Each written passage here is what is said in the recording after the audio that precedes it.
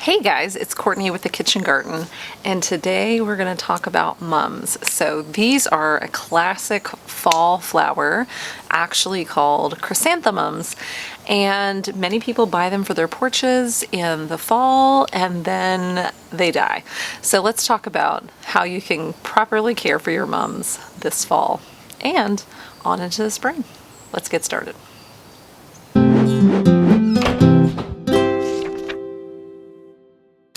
Okay, so you bought yourself a mum and you're going to put it on your front porch and hopefully it makes it the season. This is what I hear from a lot of my friends is my porch is where mums go to die, and it really doesn't have to be that way. Mums are not super high maintenance, but they're beautiful and they're showy and they come in a variety of colors. So what can you do to give your mum the best chance? So this mum I actually got from a local nursery. So that's actually where I would start, is that I would avoid maybe your big box stores and I would go more towards your local nurseries that might have locally grown mums if you don't want to actually plant them yourself from seed in the spring. So I would buy local if you can. Okay, the second thing is if you have the time and propensity, I would take your mum out of its original pot and repot it. This helps in case any of the roots are bound in the bottom of that pot. You don't know how long it's been there. This is going to help give your mum the best chance to grow more during the season. So loosen up those roots just like you do for anything else that you might be planting. And this also lets you kind of assess the health of the roots of your plant. So take it out, maybe put it in a pot that's just a little bit bigger than the one that you had, and loosen up those roots, put some fresh potting soil around it. So that's tip number 2. Tip number 3, you want to keep your mum well watered, especially if they're younger, but also if they're a little bit older. So obviously sometimes if you plant it, this one's in a pretty large planter here, and it's difficult to bottom water, but if you happen to put your mum in one of those plastic pots and set it inside a planter, then ideally bottom watering is best, and this is true for many plants. So you can remove your mum out of a larger planter and set it inside some kind of larger vessel with water in it and let that mum soak it up from the bottom. If you don't have that option, no worries. You want to make sure that you're not pouring it on top of your blooms and your leaves. Make a little way down here and water your mums. Use the classic finger water test and put your finger down into the soil and test it.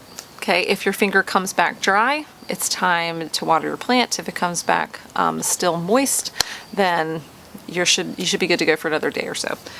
So that's a great way to test mums and a lot of other plants to see if they need water. Okay, what about fertilization?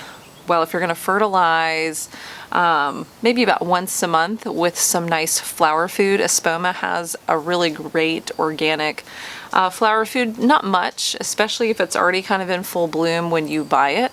Okay. So fertilize it if you've gotten them pretty young and they haven't really opened up yet. So when I got this plant, all the buds were still closed. I actually didn't know what color it was, so I just fed it once and it was good to go. So, all right, next is going to be pruning off any of the dead or dying flowers. So you'll see, let me see this one right here. Some of these white blooms are starting to turn brown, and so I will just get out a nice pair of pruning shears and snip off any dead or dying blooms. This helps keep my plant healthy, and it keeps it looking really nice. Okay, the last thing is that you don't have to toss your mum out at the end of the season. In fact, mums are in most zones are perennials, which means they come back year after year. So you have a few options. One, you can plant your mum in the ground. So you can pick a spot in your flower bed where you want your mum to come back in the spring and get a hole twice as large as your mum, put some nice compost in there, and put your mum in the ground, mulch around it. Keep keep it looking good. It will die back in the wintertime, and that's okay. Come the spring, prune it back really heavily, just a few inches from the ground, and watch it re-emerge. Now, I tried something last year that actually worked. Sometimes we try things and they don't work, and that's okay. And I overwintered my mums in their original pots, or the pots that I had moved them to once I got them home from the nursery.